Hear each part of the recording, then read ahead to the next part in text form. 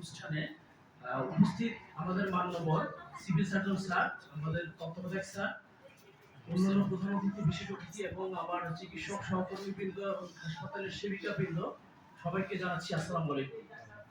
আসলে এই স্মৃতিটা আমি রোমন্থন করতে চাই না, আমার বুক ফেটে যায়। বারবার এই স্মৃতি রোমন্থন করতে যেয়ে আমার প্রচন্ড কষ্ট হয়।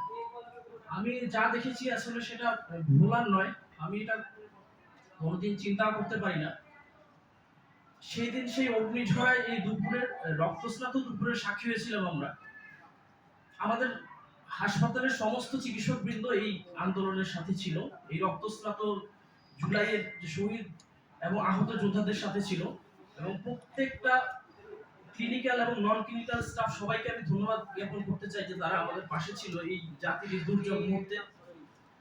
আমাদের কনসালটেন্ট স্যাররা বিভিন্ন ডিপার্টমেন্টের, আমাদের কনসালটেন্ট স্যার সার্জারি ডিপার্টমেন্টের কামরুজ্জামান স্যার, মোবারক হোসেন ইয়াল স্যার এবং আমাদের জামালউদ্দিন স্যার সহ সমস্ত কনসালটেন্ট বৃন্দ আমাদেরকে সহযোগিতা করেছেন। সবচেয়ে বেশি কৃতজ্ঞতা প্রকাশ করবো আমি আমার ইমার্জেন্সি বিভাগের সেই দিনের অবদান অনস্বীকার্য, ভোলা যায় না।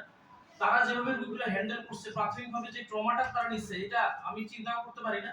এবং আমাদের সেবিকা বৃন্দ যারা সিস্টার ও ব্রাদার ছিলেন, তাদের অবদান অনস্বীকার্য ছিল।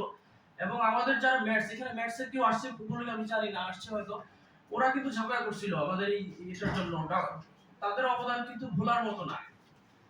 এবং এখানে আসলে কারা এসেছিল, আমাদের তরুণ ছাত্র জনতাই কিন্তু এসেছিল, এখানে বৃদ্ধ কোনো লোক কিন্তু আসেনি। এবং আমাদের সাংবাদিক বৃন্দ অনেকে আহত হয়ে এসেছিলেন। আমাদের যে যে আমাদের যে ইয়াং তরুণ সমাজ, তারাই কিন্তু এসেছিল এখানে।